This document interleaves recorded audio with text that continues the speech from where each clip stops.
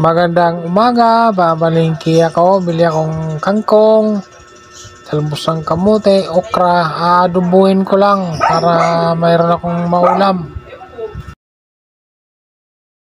Ito, gulay na ako, mag-adobo ako ng okra, kangkong, saka talbosang kamote. Ito yun, adubuhin ko lang yan, simpleng luto. Binili ko lang yan ngayon. Nabibili ko lang. Yan, isang ano lang kasi ito. Mamayang gabi haluan ko ng sardinas. Okay, bukas ang umaga. Baka bukas ang umaga to. Haluan ko sardinas.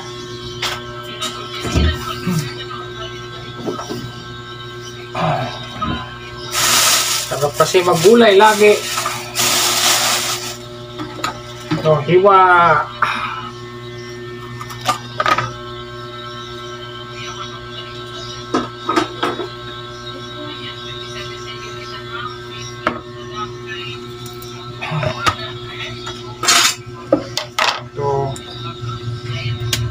Okra. Okay na ako dito sa okra.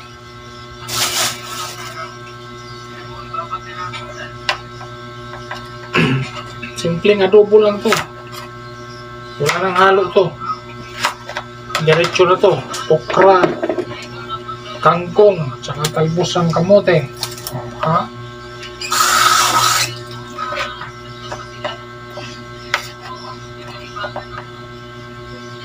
Yeah.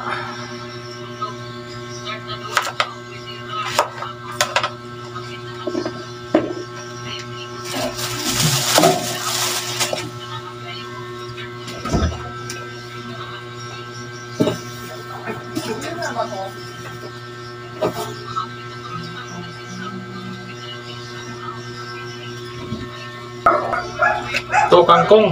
Yeah.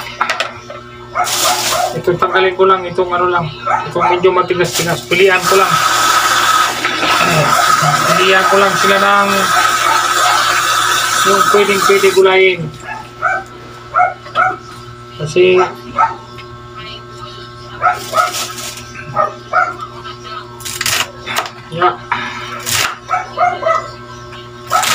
yan, mamaya na yung dahon kasi ito muna medyo matigas, sasalang natin. Okay, fire, mag-isa na ako. Ito, mag-init na ako ng kawali para maumpisahan na magluto. Kagisa na yan, sibuyas, bawang. Sana natin para maisalang na natin yung gulay. Talagang ano lang to, simpleng adobo. Okra, kangkong at saka talbos ng kamote. Yun lang. Ayan o, lagay ko na ang okra. Saka yung ano, lagay ko na rin yung tangkay ng kangkong. So, yung matigas para sabay lang maluto sa okra. Kaluto, lagay yung mga dahon-dahon. Mabilis na. Luto na ano niyan. Kain na agad yan. Yung muna natin unahin pagsalang. Lagyan lang natin ng kunting paminta para may lasa-lasa. Kaya pwede na yan. Mas masarap ang gulay.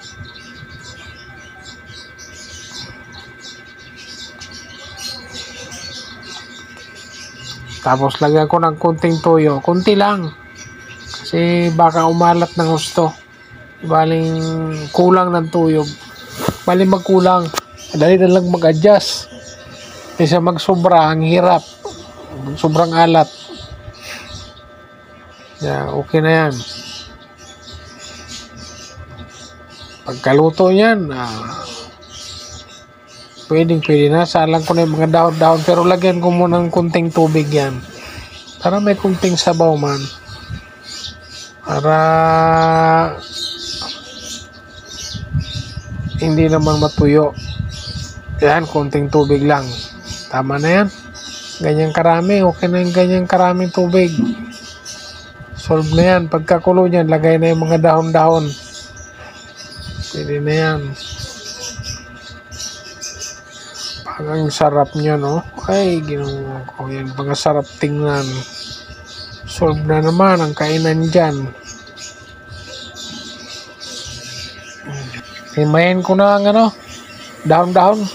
Talbos ang kamote at saka yung ano, kangkong. Ayan, hiwain ko lang. Hatiin ko lang yan.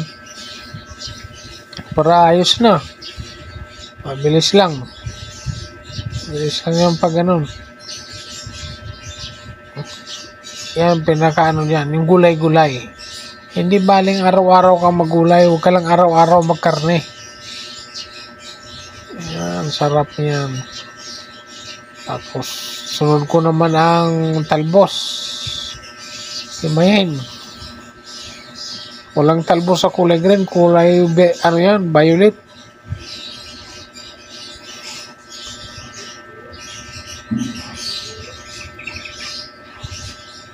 Yan, bilisan natin para pagkatapos yan salang na natin agad para saktong matapos ang paghimay. Luto na rin ang okra at saka yung tangkay ng kangkong. Pwede na rin yan. Pagkatapos yan, salang na para kainan na. Yan, konti na lang. Makakain na din. Mabilis na naman yan maluto. Wala pang 2 minuto, pwede na yan. Luto na yan.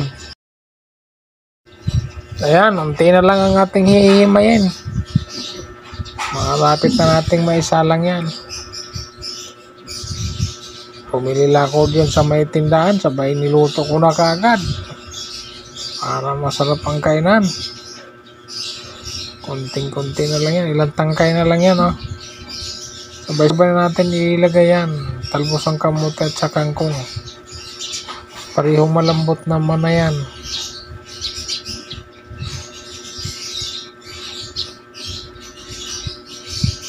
Yun, konti na lang. Ilang piraso na lang.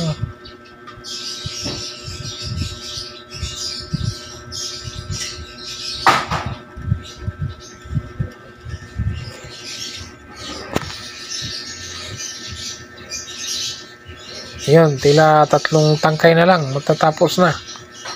Tapos yan, lagay na natin din. Sakto yun, maluto na yun agad. Pagkaluto nun, lagay na natin ang mga talbos. Ayun, okay na. Linisan mo lang natin konti para hindi man makalat. Ayan po yung ano ko. Ayos po ito, kulong-kulo na. Okay, luto na rin. Lagay ko na yung dahon. Okay, malambot na yung okra. Lagay ko na yung mga dahon. Yan. Kulong-kulo na. Lagay ko na yung dahon-dahon. Kaya na yung sabaw niyan. Kaya na niyang sip-sipin. Luto na yung okra. Lagay ko na to. Yan. Ito dami niyan. Pero kayang-kaya yan. Yun lang ulam ko. Yan. Okay, yan. Kulong-kulo na. Saglit na lang. Luto na to. Yan, Aha.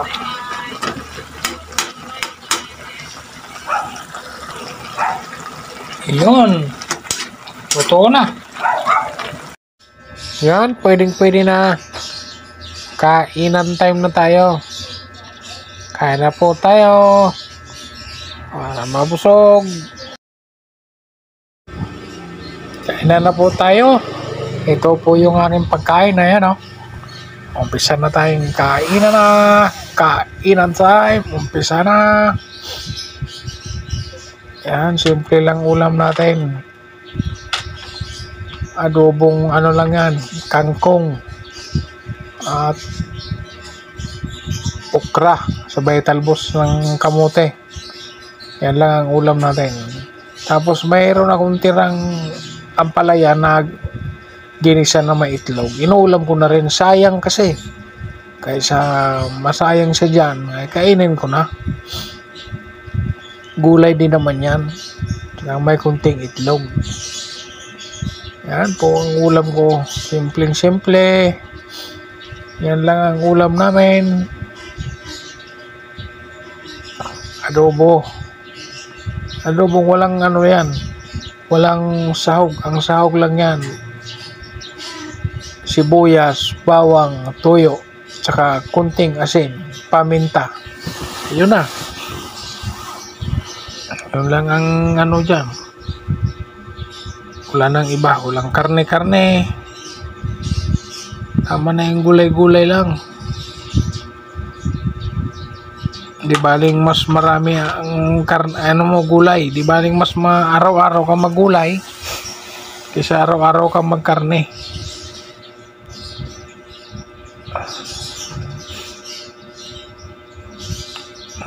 Kaya ako mas pabor ako maggulay na lang ako lagi.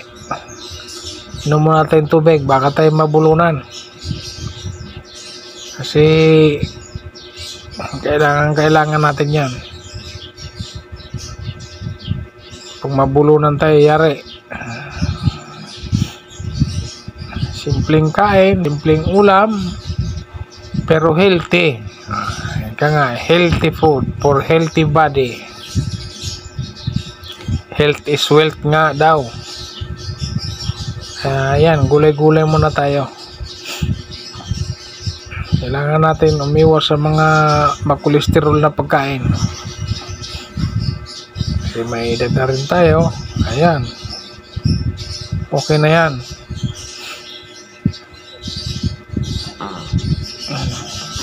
Masarap na yan.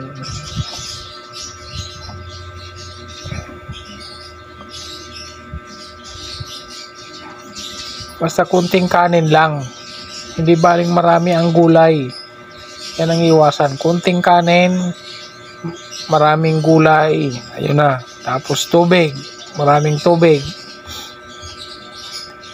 Kasi kailangan lalo ako, kailangan ko i-monitor yung aking sugar. Kaya alam mo na, sa edad, kailangan nating disiplina sa pagkain. Kasi sa panahon ngayon, ang sakit nasa lamisa na makukuha. Dahil sa ating kinakain, puro may chemicals na. Mag-ingat. Pagkaingatan ang sarili, lalo sa pagkain. Iwas sa mga hindi healthy na pagkain. Pwede kumain, pero wag lang yung lagi. Paminsan-minsan lang. Kasi hindi naman natin maiwasan. Ano yan yung nakakatakam din kasi. Pero wag lagi-lagi. Minsan lang. Ako di baling mas ako puro gulay. Wag lang yung puro karne. Kaya okay na sa akin yun. Yan, unti na lang ang gulay, mauubos ko na din. Sarap din kasi ang gulay. Okay.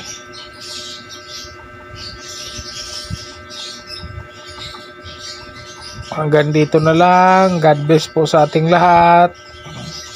Bye-bye po. Lagi po tayong mag-ingat sa araw-araw nating gawain. Yan, karaosan naman tayo ng isang kainan.